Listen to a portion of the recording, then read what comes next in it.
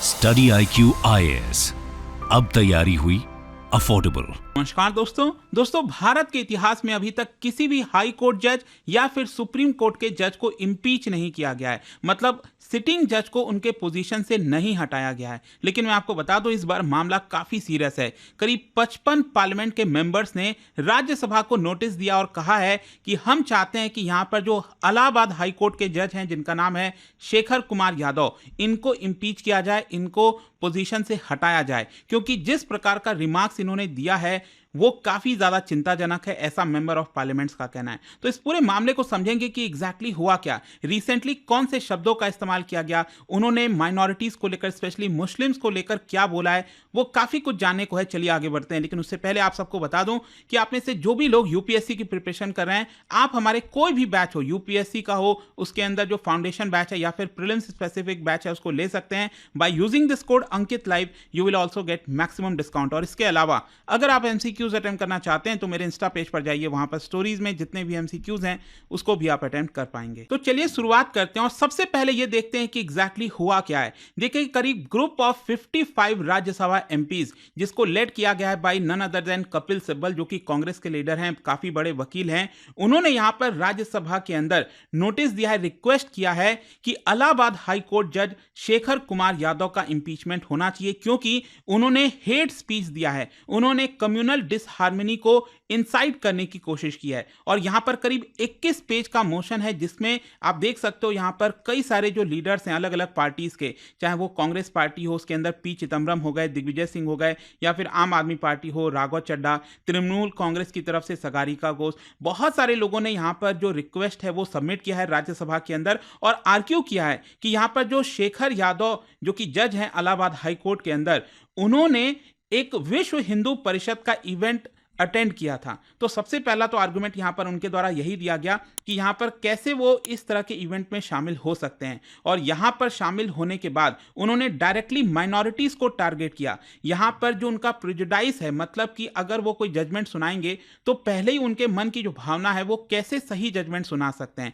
तो ये सारी चीजें इसके अंदर बोली गई हैं। फर्दर इस इंपीचमेंट मोशन में यह कहा गया है कि जस्टिस यादव ने जो लाइन है उसको क्रॉस किया है। यहां पर अपना जो व्यूज है, जो पॉलिटिकल मैटर से रिलेटेड है, जो कि नहीं करना चाहिए पब्लिक में एक्सप्रेस, उसको एक्सप्रेस करने की कोशिश की है। मतलब ये कंप्लीट वायलेशन है। और इसीलिए यहां पर उनका कहना है कि there is no ground for sitting जजेस of high court to affiliate with extremist group. तो बेसिकली यहां पर विश्व हिंदू परिषद को एक्सट्रीमिस्ट ग्रुप बोला गया है एमपीज के द्वारा। और यह कहा गया है कि अगर मान लीजिए कोई केस उनके सामने आता है तो पहले ही उनके अंदर बहुत ज्यादा बायसनेस है, जिसकी वजह से वो सही जजमेंट नहीं सुनाएंगे। तो जो जस्टिस यादव हैं वो एक तरह से हेटफुल जो स्टेटमेंट है वो जारी किए हैं, जिसकी वजह से उनको पद में रहने का कोई अधिकार नहीं बनता। इनफैक्ट मैं आपको बता दूं, यहां पर जो मोशन लाने की कोशिश की गई इंपीचमेंट का, इसमें 3 बेसिक आरोप लगाए गए हैं। और वो 3 आरोप क्या हैं? एक सबसे पहला यह है कि justice Yadav has engaged in hate speech and incitement to communal disharmony. मतलब जो कॉन्स्टिट्यूशन है उसका वॉयलेशन किया एक हाई कोर्ट के जज ने। दूसरा, यहां पर उन्होंने डायरेक्टली माइनॉरिटीज को टारगेट किया है और अपना जो प्रेजुडाइस है वो सबके सामने लेकर आ गए हैं। और तीसरा यहां पर जो आर्गुमेंट दिया गया है, आरोप लगाया गया है, वो ये है कि जो restatement of values of judicial life 1997 है उसका वायलेशन हुआ है। मैं आपको बता दूं, एक्चुअली ये 1997 में एक स्टेटमेंट आया था सुप्रीम कोर्ट का on reinstatement of values of judicial life. मतलब कि अगर कोई जज है वो अपने लाइफ के दौरान किस तरह के वैल्यूज रखना चाहिए। तो यहां पर सुप्रीम कोर्ट ने यह कहा था 1997 में कि कोई भी जज को यहां पर पब्लिक डिबेट में एंटर नहीं करना चाहिए, या फिर कोई पॉलिटिकल मैटर है उसको एक्सप्रेस नहीं करना चाहिए पब्लिकली, या फिर कोई अगर ऐसा मैटर है जो जजेस के सामने पेंडिंग है जिसकी वजह से कोई प्रॉब्लम आ सकती है आगे, तो यहां पर अपने व्यूज को आप पब्लिक में मत प्रेजेंट करिए। लेकिन यहां पर इसका वॉयलेशंस किया है शेखर यादव ने और इसी की वजह से ये आरोप लगाए गए हैं। इनफैक्ट आप देख सकते हो यहां पर जो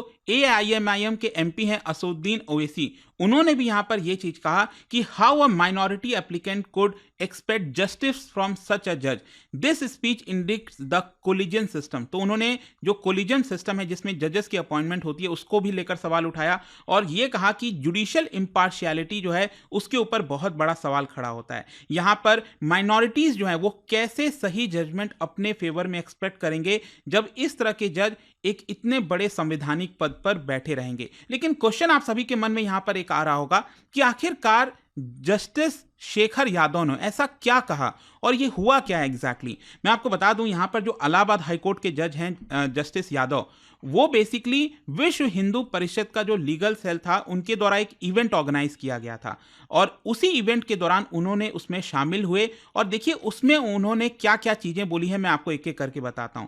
देखिए उन्होंने डायरेक्टली मुस्लिम कम्युनिटी को एड्रेस किया और यह कहा कि आपके कम्युनिटी में बहुत ज्यादा मिसकंसेप्शन है यूसीसी को लेकर। आपको पता है हम ऑलरेडी हमारे देश के अंदर यूनिफॉर्म सिविल कोड को लेकर काफी ज्यादा विवाद चल रहा है, डिस्कशन होता रहता है। उत्तराखंड ने ऑलरेडी अलग से यूनिफॉर्म सिविल कोड लेकर आए हैं और मांग हो रही है कि पूरे देश भर के अंदर होना चाहिए। तो इसको लेकर जस्टिस यादव क्या कह रहे हैं कि आपके कम्युनिटी में बहुत ज्यादा मिसकंसेप्शन है यूसीसी को लेकर कि अगर यूसीसी आएगा तो ये आपके शरीयत के खिलाफ होगा, आपके इस्लाम के खिलाफ होगा, आपके कुरान के खिलाफ होगा। लेकिन मैं आपको कहना चाहता हूं कि चाहे आपका पर्सनल लॉ हो या फिर कोई हिंदू लॉ हो या फिर कुरान हो या फिर गीता भी हो, यहां पर अगर किसी भी चीज में कोई भी बुराई है तो यहां पर हम उसको दुरुस्त करने की कोशिश करते हैं। मतलब जो भी उसमें प्रॉब्लम्स हैं हम उसको सही करने की कोशिश करते हैं। जैसे कि उन्होंने एग्जांपल दिया अनटचेबिलिटी का, सती का, फीमेल फीटिसाइड का।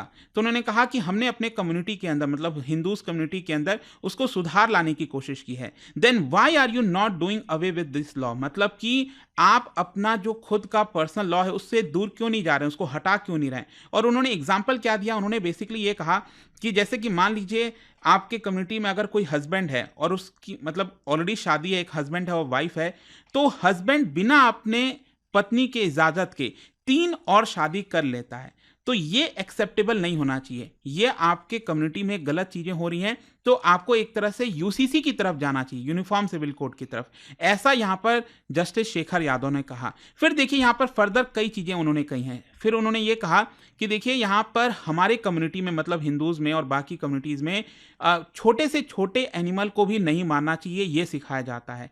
हम दूसरे किसी का कष्ट अगर देखते हैं, कोई प्रॉब्लम है तो हमें भी उसको देखकर कष्ट होता है, लेकिन आपके अंदर नहीं होता। तो उन्होंने यहां पर बताया क्यों नहीं होता, बिकॉज हमारे कम्युनिटी में जब यहाँ पर कोई बच्चा जन्म लेता है तो हम उसको भगवान के बारे में सिखाते हैं, वेदास के बारे में सिखाते हैं, यहाँ पर चाइल्डहुड में उसको सही गाइडेंस देते हैं। लेकिन आपके यहाँ जब कोई बचपन मतलब बच्चा जब पैदा होता है तो बचपन से ही बच्चे को सामने रखकर जो पशु है, जो एनिमल्स हैं, उसकी हत्या की जाती है।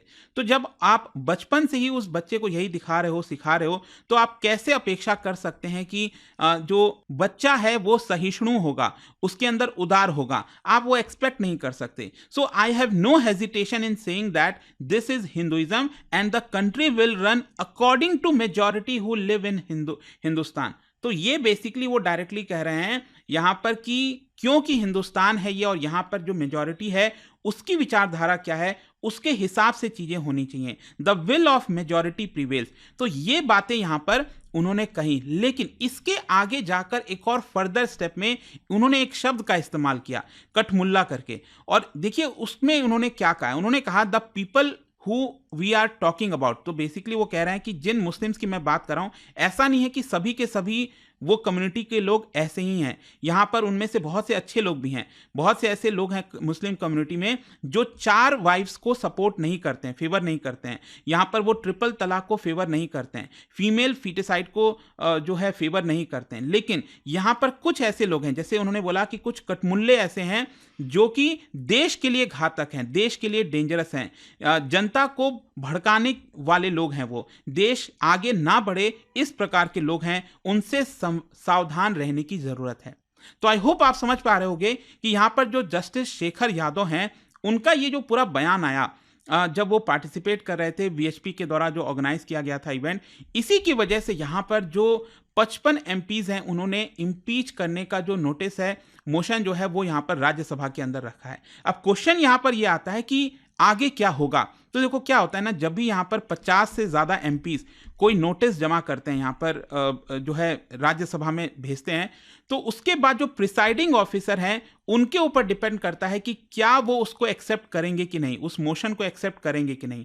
अब मान लीजिए जैसे कि अभी आपको पता है इस समय जो प्रिसाइडिंग ऑफिसर है राज्यसभा के अंदर, वाइस प्रेसिडेंट है जगदीप धनखड़ जी, और उनके ऊपर तो ऑलरेडी यहाँ पर नो कॉन्फिडेंस का जो है मोशन जारी किया गया है। खैर जो भी है, अगर मान लीजिए जगदीप धनखड़ जी जो है उसको एक्सेप्ट कर लेते हैं मोशन को, तो उसके बाद क्या होगा, एक 3 मेंबर की कमिटी बनाई जाएगी, और 3 मेंबर की कमिटी में यहां पर 2 जज होंगे और एक जूरिस्ट होंगे। अच्छा, जज कौन होंगे मैं आपको समझाता हूं। देखो, अगर मामला हाई कोर्ट के जज से रिलेटेड है, अगर उनको इंपीच करने की बात कही जा रही है, तो यहां पर एक सुप्रीम कोर्ट के जज होंगे और एक chief justice of high court होंगे। और मान लो अगर मामला कोई सुप्रीम कोर्ट के जज का होता है इन केस, तो वहां पर दोनों ही जो जज होंगे वो सुप्रीम कोर्ट के जज होंगे। ठीक है, एक तो ये हो गया। तो यहां पर जो कमिटी है, ये जो 3 मेंबर की कमिटी है, वो बेसिकली कंप्लेन के बारे में इन्वेस्टिगेशन करेगी। यहां पर एक रिपोर्ट सबमिट करेगी और बताएगी कि क्या वो जो कंप्लेन में चीजें बोली गई हैं, क्या वो सही है कि नहीं, क्या यहां पर जो जस्टिस शेखर यादव हैं उन्होंने गलत किया है कि नहीं।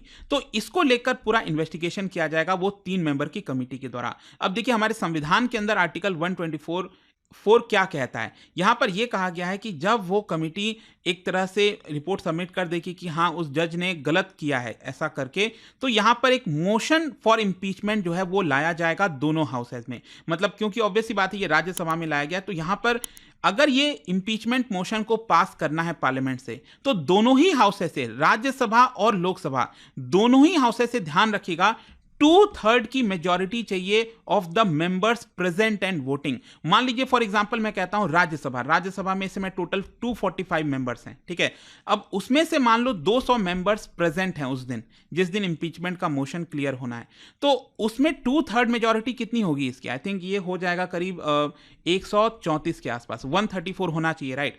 तो 134 मेंबर्स राज्यसभा से उस बिल को पास करने चाहिए, मोशन को, और सेम उसी प्रकार से लोकसभा में वहां पर जो प्रेजेंट होंगे मेंबर्स और वोटिंग, उनका 2/3 जो है मेजॉरिटी चाहिए। अच्छा, इसमें एक और चीज है, मान लो अगर राज्यसभा में उस दिन सिर्फ 50 मेंबर प्रेजेंट है, तो क्या 50 मेंबर का अगर हम कहें कि 2/3 कितना होगा, 33 के आसपास होना चाहिए, राइट, 33, 34। तो क्या वो सफिशिएंट है? ऐसा नहीं है।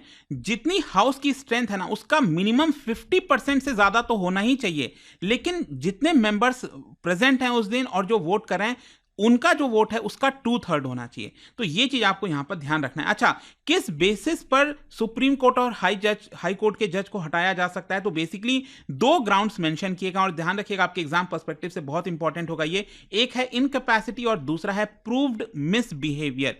इसी 2 ग्राउंड के बेसिस पर ही किसी हाई कोर्ट या सुप्रीम कोर्ट के जज को उनके पद से हटाया जा सकता है, इंपीच किया जा सकता है। अच्छा, अभी तक इतिहास में क्या हुआ है मैं आपको बता दूं। अभी तक आजादी के बाद से लेकर अभी तक आप देखिए तो 4 बार हाई कोर्ट जज को हटाने की कोशिश की गई और 2 बार सुप्रीम कोर्ट के जज को हटाने की कोशिश की गई, और जो कि लास्ट टाइम 2018 में हुआ था, चीफ जस्टिस ऑफ इंडिया दीपक मिश्रा को हटाने की कोशिश की जा रही थी। तो सभी के सभी 6 मोशन जो है वो पास नहीं हुए हैं, सभी फेल हो गए थे। None of the motions cleared the entire process. और इस बार भी क्योंकि ऐसा लगता है, क्योंकि अगर आप देखोगे दोनों ही हाउसेस में जो एनडीए है उनके पास मेजॉरिटी है, क्लियर कट मेजॉरिटी है, तो लगता नहीं कि इस बार भी कोई मोशन पास होने की उम्मीद है। बट आई होप कि अब देखना होगा आगे कि किस तरह से ये मोशन को लिया जाता है राज्यसभा के अंदर, क्या जो जगदीप धनखड़ जी हैं वो एक्सेप्ट करते हैं कि नहीं। बहुत सारी चीजें होनी है, बट आई होप कि इस वीडियो से आपको सब कुछ समझ में आ गया होगा। और जाने से पहले एक इंटरेस्टिंग क्वेश्चन, यहां पर बेसिकली कुछ स्टेटमेंट दिए, आपको बताना है कौन सा स्टेटमेंट सही नहीं है, ये आपको बताना है। और इसका राइट आंसर आप सबको पता है, मेरे इंस्टाग्राम पर तो मिलेगा ही, वहां पर अगर आप नहीं हो कोई बात नहीं, टेलीग्राम से ले सकते हैं इसका सही उत्तर। मैं कई सारे जो एमसीक्यूज हैं वो यहाँ पर स्टोरीज में डालते रहता हूँ। अगर आपको पीडीएफ चाहिए तो टेलीग्राम पर आइए, अलग अलग सोशल मीडिया पर आप जुड़ पाओगे। और जैसा मैंने आपको बताया, अगर आप यूपीएससी की तैयारी कर रहे हैं, कोई भी बैच चाहते हैं, you can simply use this code Ankit live to get maximum discount. And I hope कि वीडियो आपको पसंद आया होगा। मिलता हूं आपसे next time, till then thank you very much, see you soon. Study IQ IAS, अब तैयारी हुई अफोर्डेबल।